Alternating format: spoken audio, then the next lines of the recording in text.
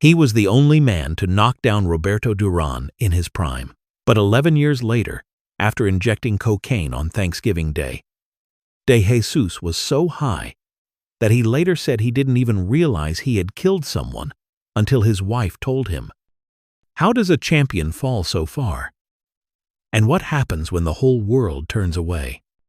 To understand how it all unraveled, we have to go back to that shocking night at Madison Square Garden. November 17, 1969. A skinny kid from the projects of Carolina, Puerto Rico, stepped into a boxing ring for the first time as a professional. Most fighters dream of fame and fortune. Esteban de Jesús was just trying to survive. Born into poverty in 1951, de Jesús grew up in a world where boxing wasn't just a sport. It was an escape route. His family had nothing. No connections, no money, no backup plan.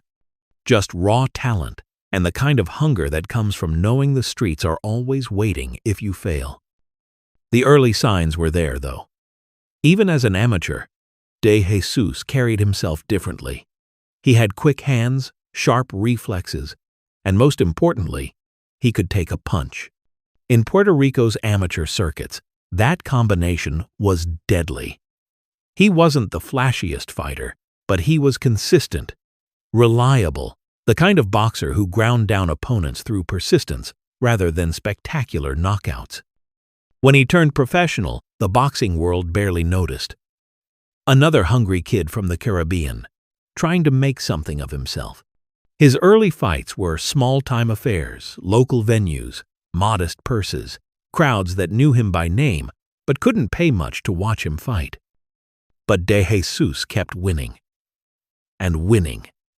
And winning. His first 20 professional fights told the story of a fighter who refused to lose.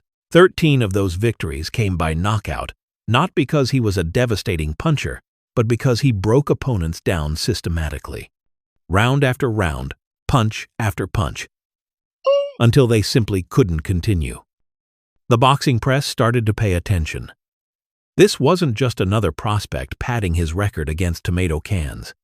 De Jesús was taking on legitimate competition and making it look easy. His combination of technical skill and relentless pressure created a style that was both effective and entertaining to watch. By 1971, he was ready for his first major test. José Marquez, a future world title contender, who was already establishing himself as one of Puerto Rico's top lightweights. The fight was for the Puerto Rican National Championship, but it meant more than just a regional title. It was de Jesús's chance to prove he belonged on the same level as the island's elite fighters. The 12 rounds against Marquez showcased everything that made de Jesús special.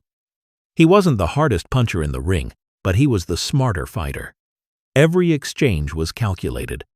Every combination had a purpose. When Marquez tried to rough him up on the inside, de Jesús moved and countered. When Marquez backed off and tried to box, de Jesús pressed forward and applied pressure. By the final bell, there was no doubt who had won. The judges' scorecards confirmed what everyone in attendance already knew. Esteban de Jesús was the new Puerto Rican national lightweight champion. The victory changed everything. Suddenly, he wasn't just another hungry kid from Carolina. He was a legitimate contender, a fighter with a real future in the sport. The purses got bigger, the crowds got louder, and for the first time in his life, de Jesús started making real money. That's when the problems began. Success in boxing brings its own challenges, and de Jesús wasn't prepared for them.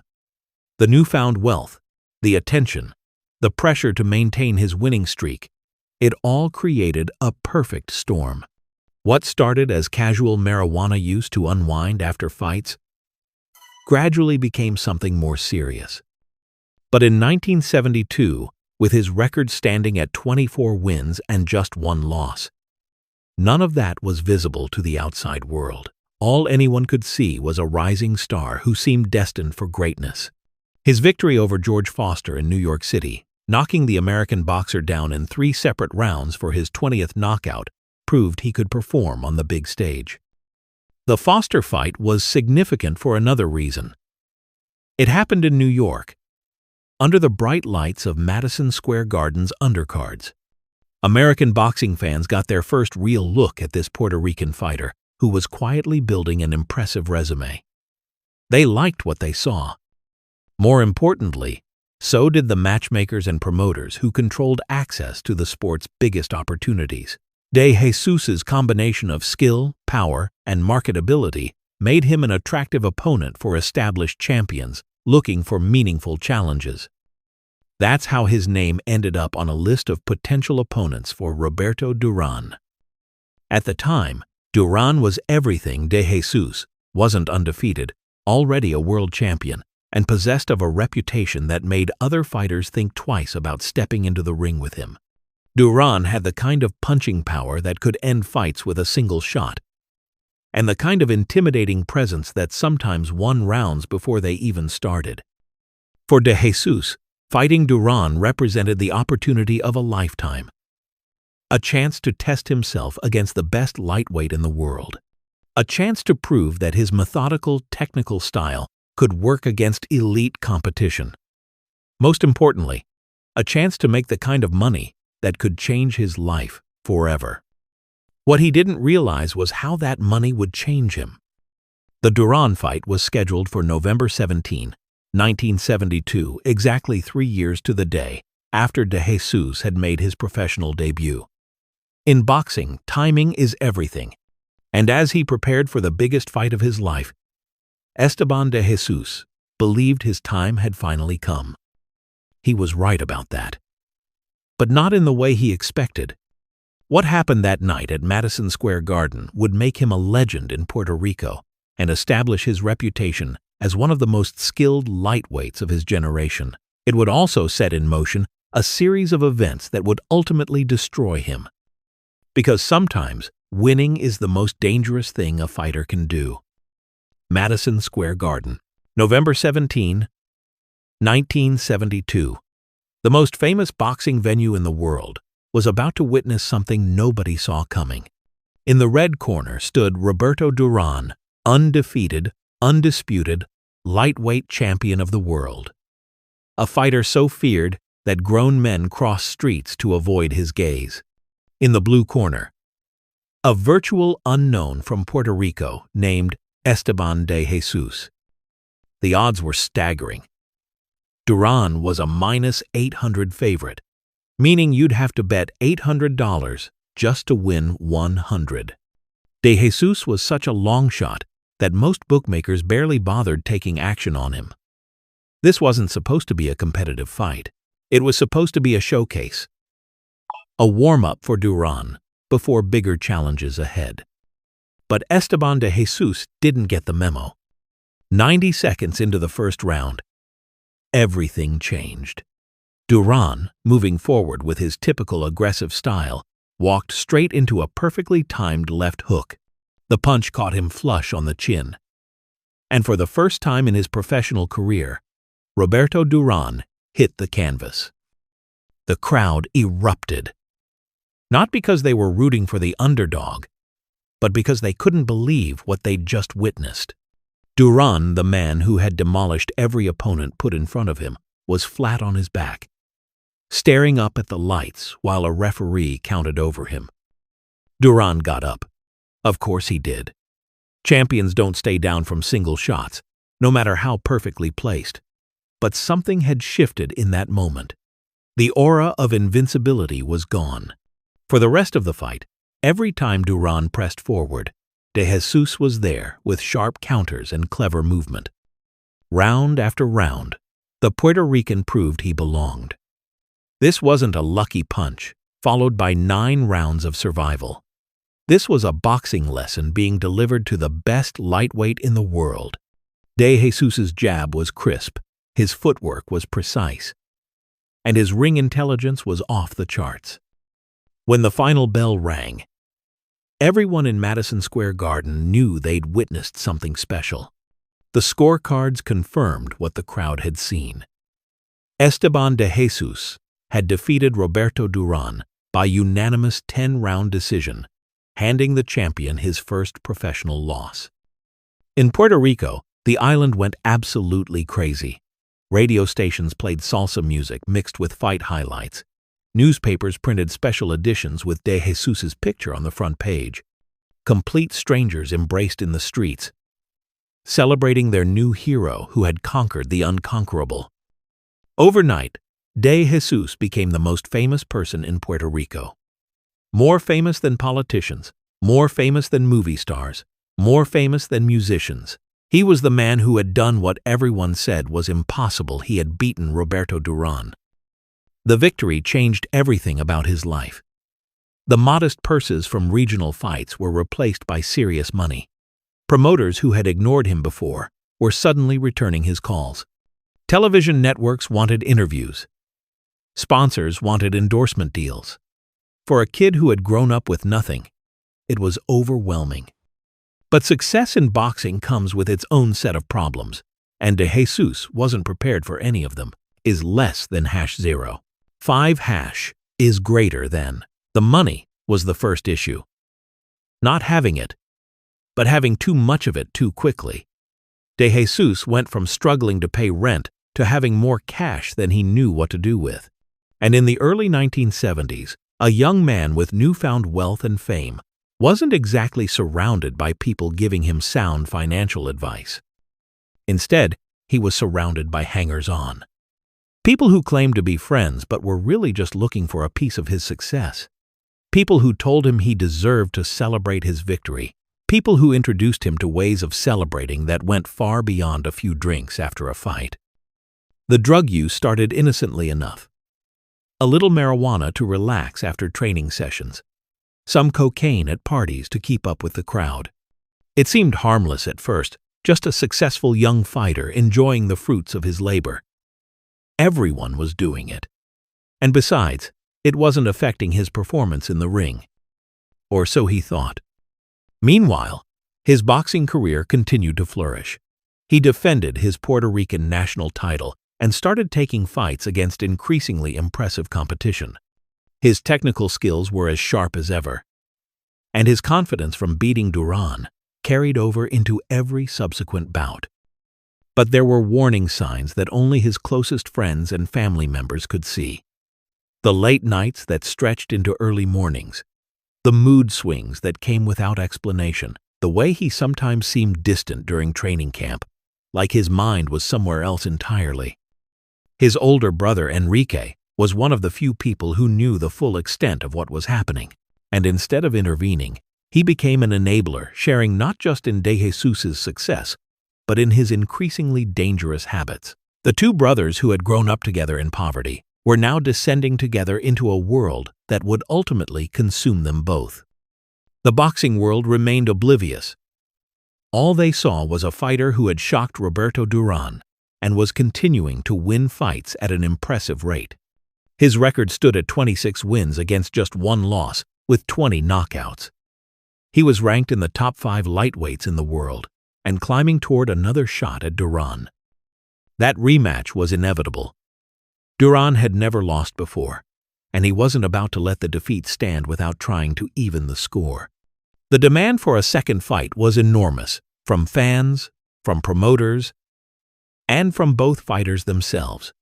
De Jesus wanted to prove the first victory wasn't a fluke.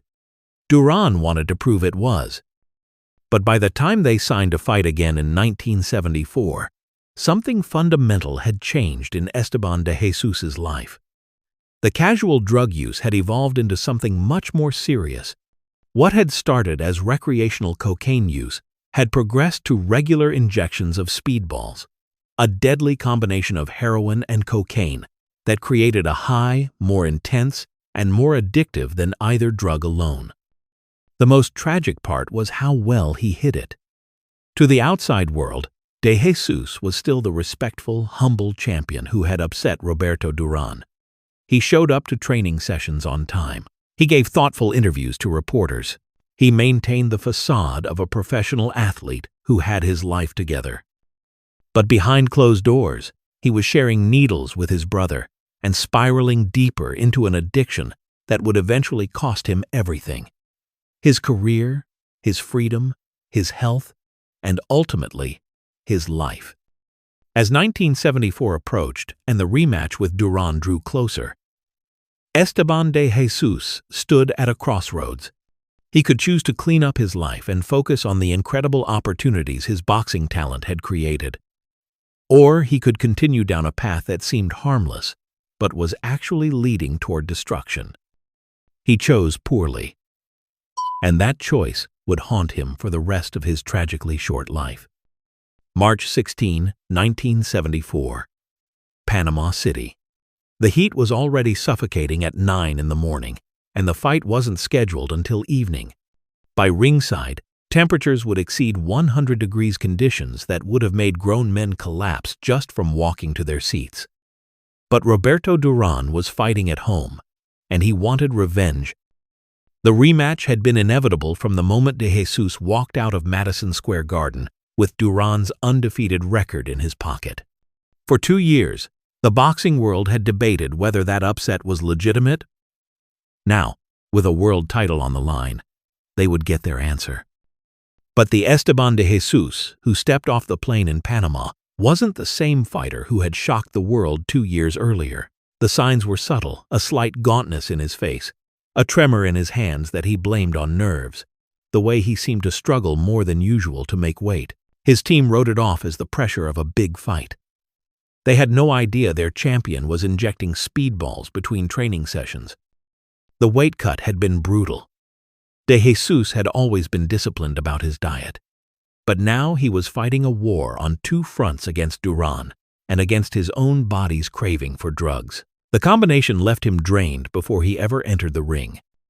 When the opening bell rang, though, something magical happened. For 3 minutes, the old Esteban de Jesús returned.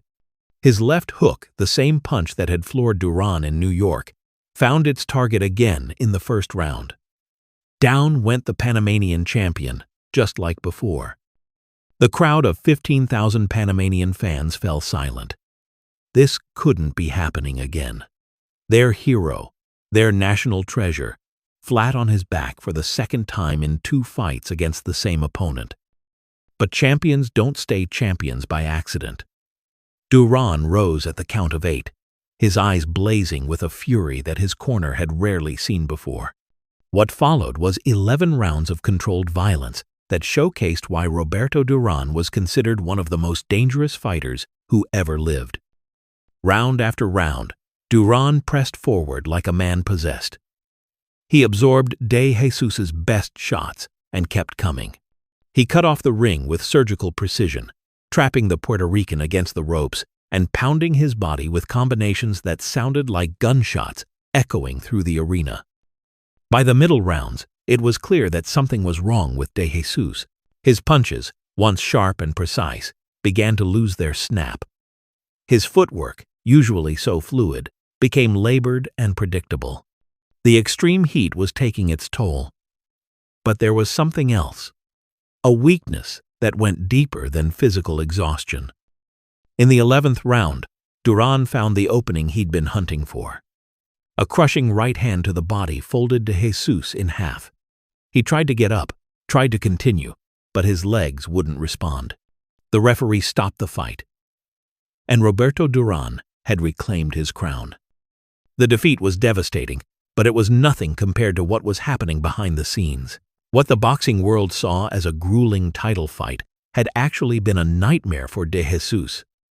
90 minutes of fighting not just Durán, but the drug withdrawal that was tearing through his system. He'd managed to hide his addiction during training camp, but the physical demands of championship-level boxing had exposed every weakness. The shaking hands, the profuse sweating, the inability to recover between rounds, these weren't just symptoms of fighting in extreme heat.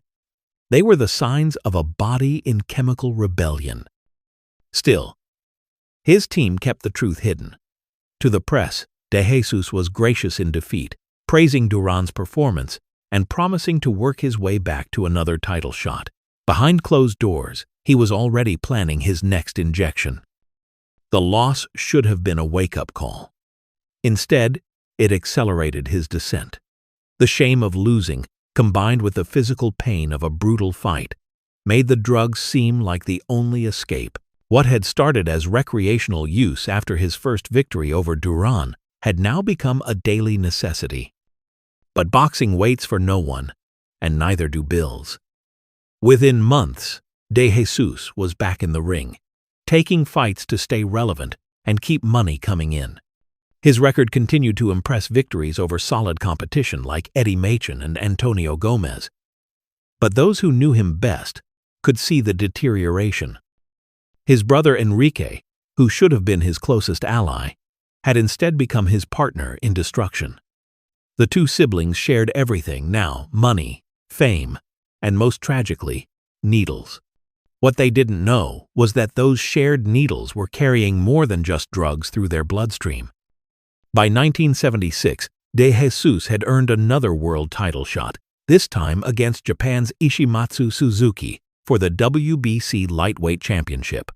It was the opportunity he'd been chasing since the Durán rematch, a chance to prove he could still compete at the highest level.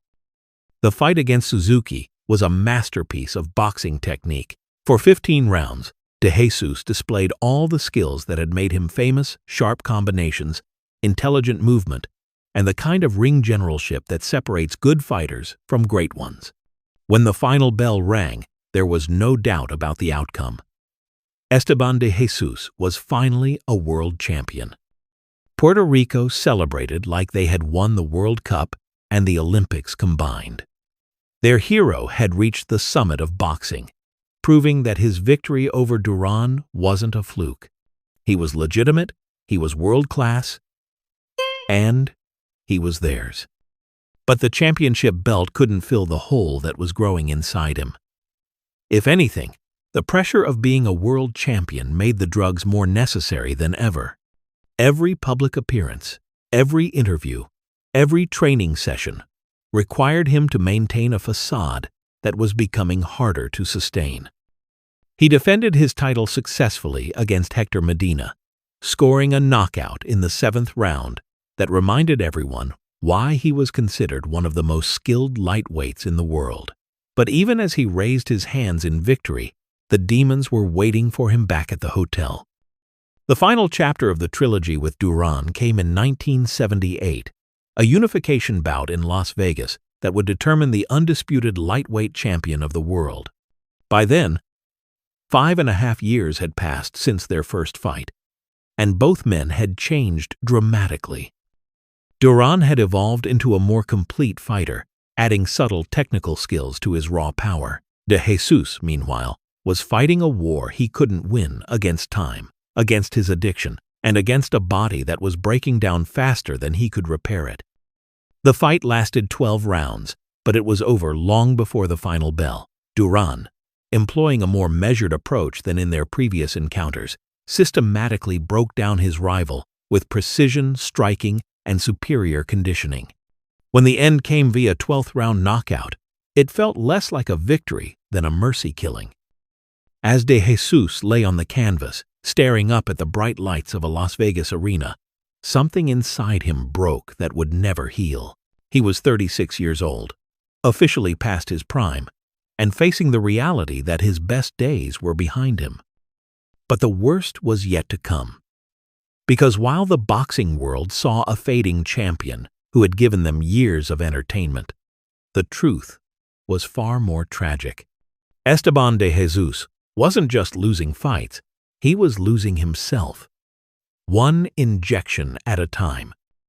And in 2 years, that addiction would lead him to make a choice that would destroy not just his own life, but the life of an innocent teenager whose only crime was being in the wrong place at the wrong time.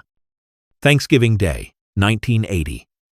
While families across America gathered around dinner tables to count their blessings, Esteban de Jesus was preparing to inject cocaine into his veins. It was just after noon in San Juan, Puerto Rico, and the former world champion had already decided this would be a day to forget his problems. By this point, retirement hadn't been kind to him. The money from his championship years had evaporated, spent on drugs, bad investments, and the kind of hangers-on who disappear the moment the cash runs out. The man who had once commanded 6-figure purses was now struggling to pay basic bills. trading on past glory for small paydays that barely covered his growing habit. The cocaine hit his bloodstream like liquid fire. Within minutes, the world seemed brighter, sharper, more manageable. The shame of lost opportunities faded. The regret over wasted talent disappeared. For a few precious hours, he could forget that he was 39 years old, with nothing left to show for a career that should have set him up for life. But speedballs, the deadly combination of heroin and cocaine he'd been injecting for years, don't just provide euphoria. They also create paranoia, aggression, and a complete disconnection from reality. As De Jesus climbed into his car that afternoon, he wasn't thinking clearly. He wasn't thinking at all. What happened next would destroy whatever remained of his reputation and expose the secret that had been eating away at him for nearly a decade. The boxing world had no idea their former champion was a drug addict. His closest friends and family had worked tirelessly to maintain the facade, covering for missed appointments and erratic behavior with excuses about injuries or personal problems. The road rage incident started over something trivial, a perceived slight. A moment of disrespect that De Jesus's drug-addled mind transformed into a mortal insult. 18-year-old Roberto Cintron Gonzalez was just a kid driving through San Juan, probably thinking about his own Thanksgiving plans. He had no way of knowing that the man in the other car was carrying a gun and operating under the influence of chemicals that had stripped away every filter between thought and action. The confrontation escalated quickly. Words were exchanged. Then, De Jesus pulled the trigger. The gunshot echoed through the San Juan afternoon like a thunderclap. But it took several hours for the full impact to register in De Jesus's consciousness. The cocaine had created such a complete break from reality that he drove home, went about his evening, and tried to pretend nothing had happened. It was his wife who finally broke through the chemical fog. "You killed someone," she told him, her voice barely above a whisper. "That boy is dead because of you." The words hit him harder than any punch he'd ever taken in the ring. For the first time in hours, maybe even days, Esteban de Jesus was completely, brutally sober. The magnitude of what he'd done crashed over him like a tidal wave, washing away years of carefully constructed lies and self-deception. When the police arrived, they found a broken man who could barely speak. The confident, articulate champion who had once charmed reporters and fans was gone, replaced by someone who seemed genuinely shocked by his own actions. "I was so high," he would later tell investigators. "I didn't even realize I had killed someone until my wife told me." The arrest made headlines across Puerto Rico and throughout the boxing world. But it wasn't just the crime that stunned people. It was the revelation that accompanied it. Esteban de Jesus, the respectful, humble fighter who had always carried himself with dignity, was a drug addict. Had been for years. The man they thought they knew had never really existed. The story shocked the boxing community to its core.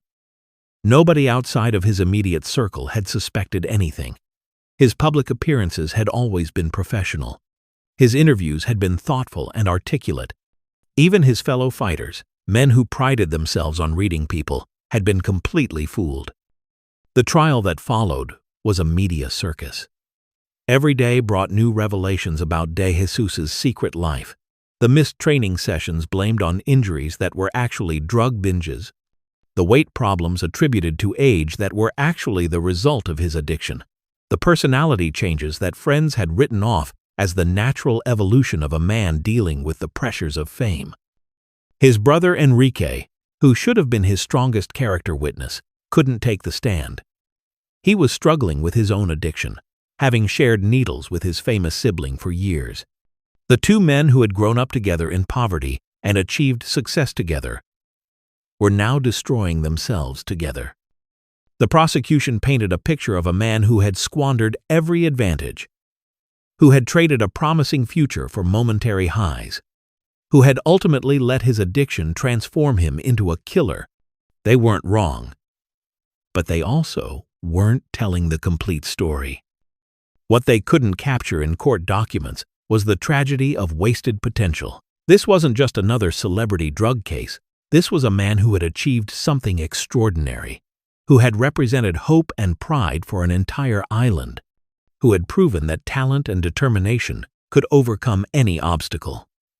And he had thrown it all away for chemicals that promised everything and delivered nothing. The defense tried to argue for leniency, pointing to De Jesus's previously clean record and his contributions to Puerto Rican boxing.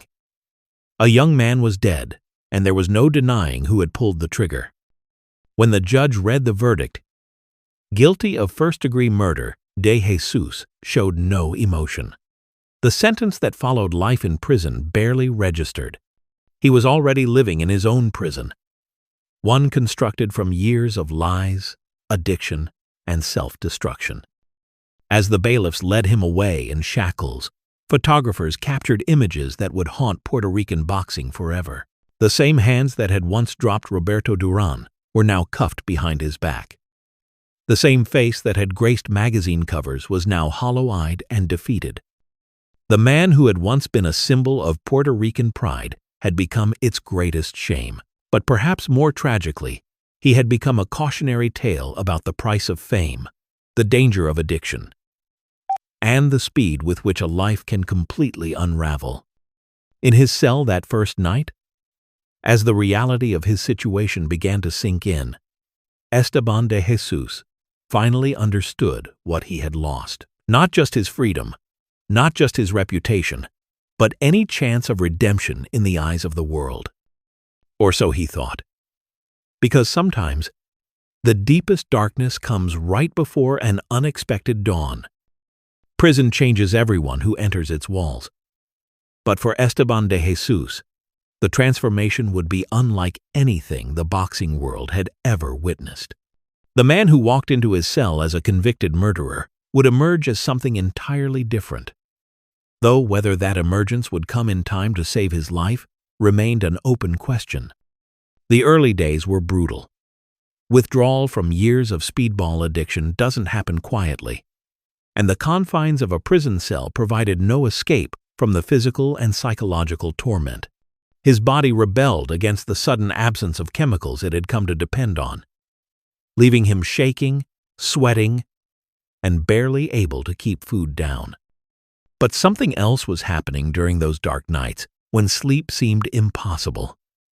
For the first time in nearly a decade, De Jesus was forced to confront reality without the buffer of drugs. And that reality was devastating. An innocent 18-year-old was dead because of his choices. His family was living with the shame of what he'd done. His legacy as a fighter had been permanently tainted by a moment of drug-fueled violence. The guilt was overwhelming.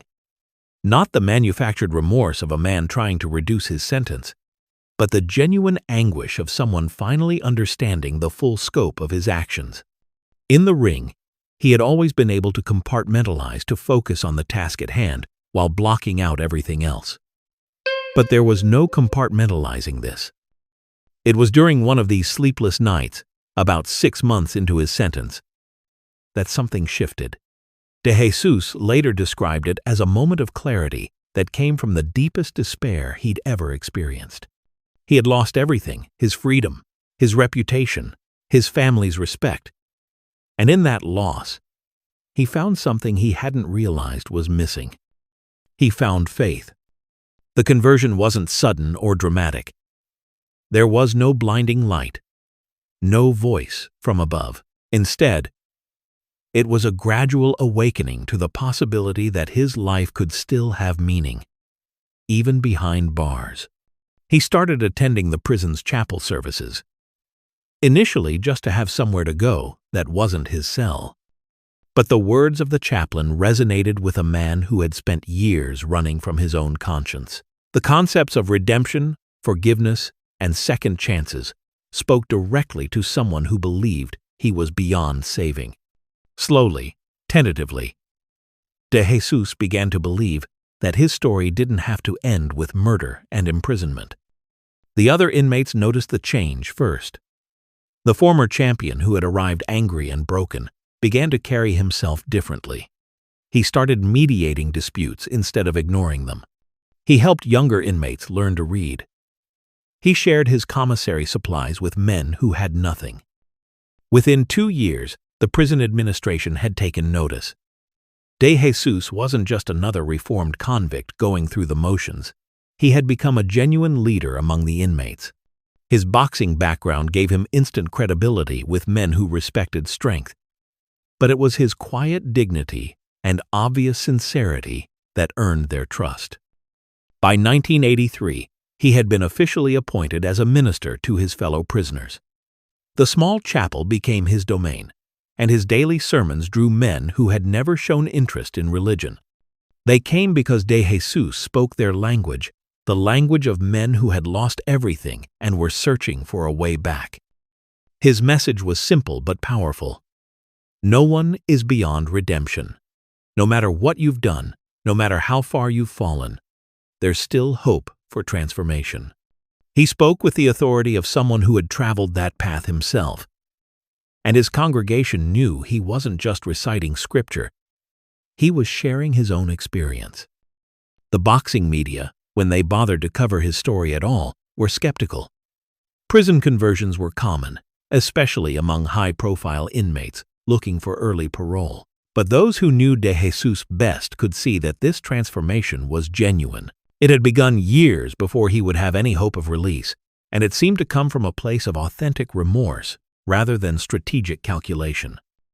Then, in 1985, tragedy struck in a way that would change everything. The call came on a Tuesday afternoon. His brother Enrique, the man who had shared his success and his addiction, was dead. The official cause was complications from a mysterious illness that had been ravaging his body for months. But De Jesus knew the truth immediately, even though the word AIDS was barely whispered in those days. They had shared everything: money, fame, and most tragically, needles. If Enrique had contracted HIV from their drug use, then De Jesus almost certainly had it too. The brothers who had grown up together, achieved success together, and destroyed themselves together would now face death together. The HIV test confirmed his worst fears. At 34 years old, serving a life sentence for murder, Esteban de Jesus learned that he was also facing a death sentence from a disease that, in 1985, was still largely misunderstood and universally feared. The diagnosis could have shattered what remained of his spirit. Instead, it seemed to strengthen his resolve. If his time was limited, he would make it count. His sermons took on new urgency as he spoke about redemption not just in spiritual terms, but as something that had to be achieved in whatever time remained. He began working with prison officials to establish programs for inmates struggling with addiction. His own experience with drugs, combined with his religious transformation, made him uniquely qualified to help men who were battling the same demons that had once controlled his life. But as his health began to deteriorate, another battle was beginning outside the prison walls. Supporters, led by religious leaders and some members of his family, had started a campaign for the commutation of his sentence. They argued that De Jesus had been genuinely transformed, that he posed no threat to society, and that humanitarian concerns should override the demands of justice. It was a controversial request. The victim's family remained opposed to any reduction in his sentence, and many in the Puerto Rican community felt that murder should never be forgiven, regardless of the circumstances. But others pointed to the reality of his AIDS diagnosis and questioned whether keeping a dying man in prison served any useful purpose. The debate raged for months in newspapers, on radio shows, and in community meetings across the island.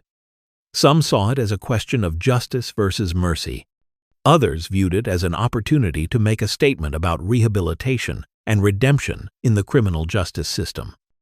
As 1988 turned into 1989, time was running out for more than just the legal appeals. De Jesus's AIDS had progressed rapidly, and prison medical facilities were not equipped to provide the kind of care he needed. Each day brought new complications, new symptoms, new evidence that his body was losing a fight that medicine couldn't yet help him win. The man who had once been strong enough to knock down Roberto Durán was now struggling to walk from his cell to the chapel. But his spirit remained unbroken, his faith intact, and his commitment to helping others unwavering. What he couldn't have known was that his greatest moment of redemption was still ahead of him, and it would come from the most unexpected source imaginable. March 28, 1989. After 9 years behind bars, the call came that Esteban de Jesús had been praying for but never truly believed would happen. The governor of Puerto Rico had commuted his sentence on humanitarian grounds. He was free, or as free as a man dying of AIDS could be, in an era when the disease was still shrouded in fear and misunderstanding. But freedom at this stage was a bitter gift. The man who walked out of prison bore little resemblance to the champion who had once knocked down Roberto Durán. AIDS had ravaged his body with a cruelty that surpassed anything he'd endured in the ring. His weight had dropped to barely 100 pounds.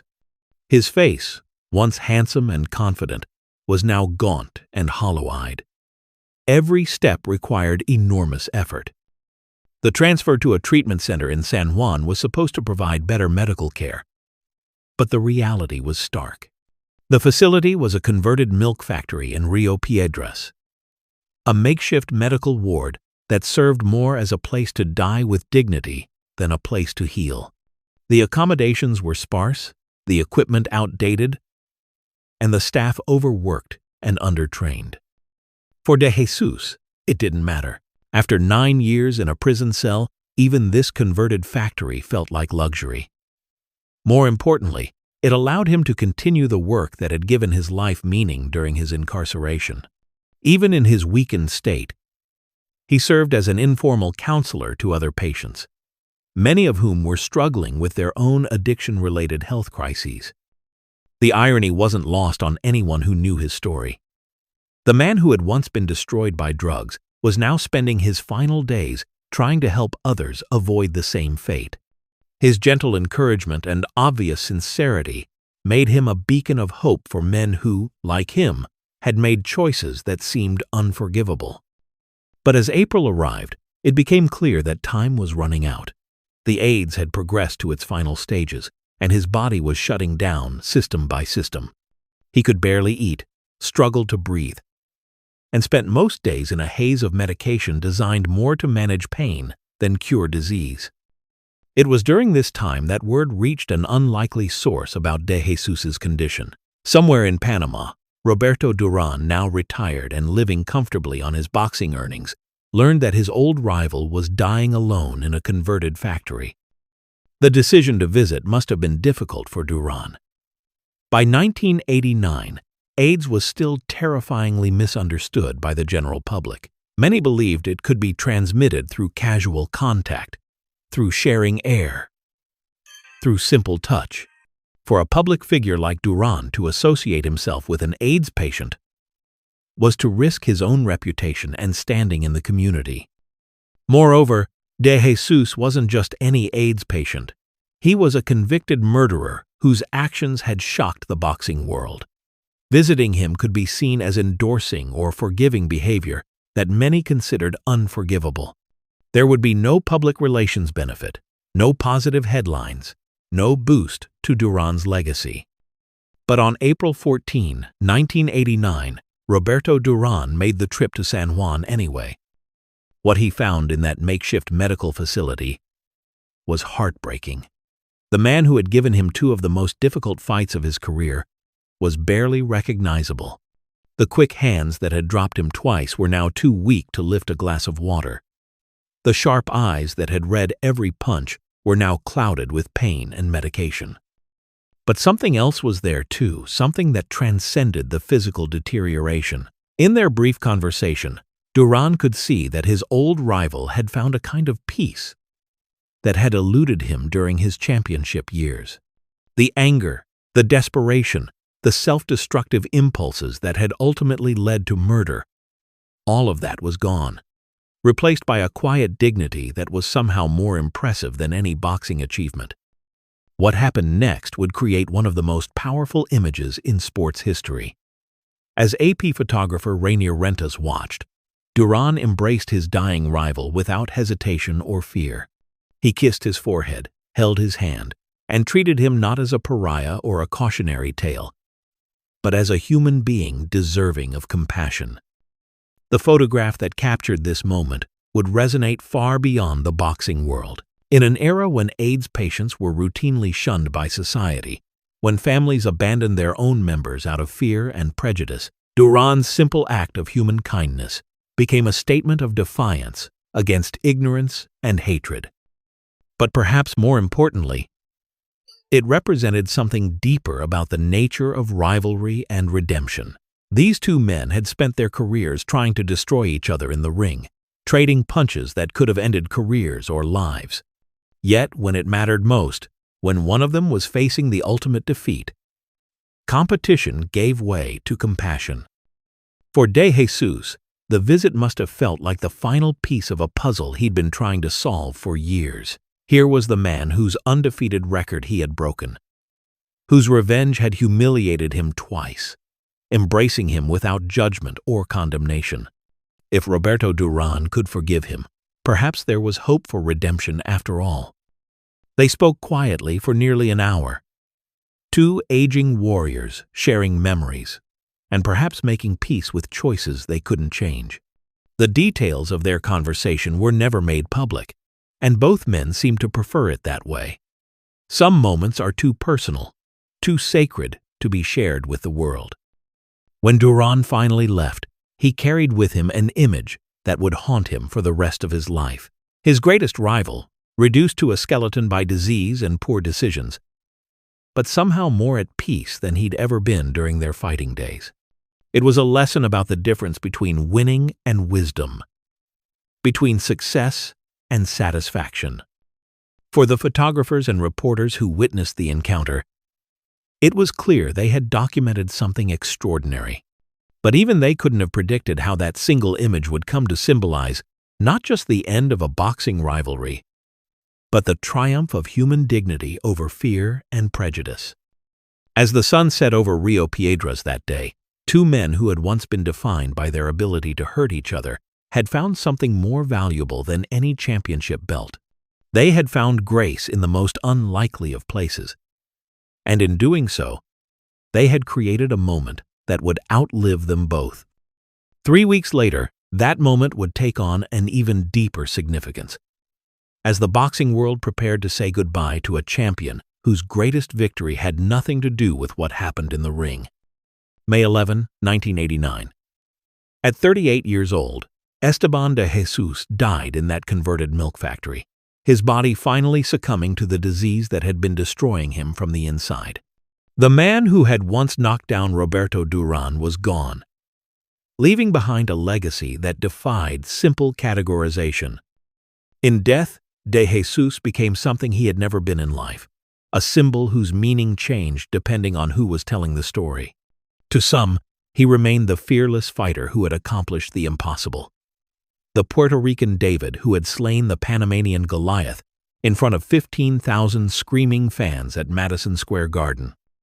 But for most who remembered him at all, Esteban de Jesus had become boxing's ultimate cautionary tale. His name was whispered in training gyms as a warning about what happens when talent meets temptation. Young fighters were told his story not to inspire them, but to terrify them into making better choices. The tragedy wasn't just in how he died, but in how completely his achievements had been overshadowed by his mistakes. A professional record of 55 wins, 5 losses, and 32 knockouts, numbers that should have guaranteed him a place among Puerto Rico's boxing immortals, had been reduced to footnotes in a story about addiction and murder. His parallel with salsa legend Hector Lavoe only deepened the sense of cultural loss. Two Puerto Rican icons, both destroyed by the same combination of fame, drugs, and needles.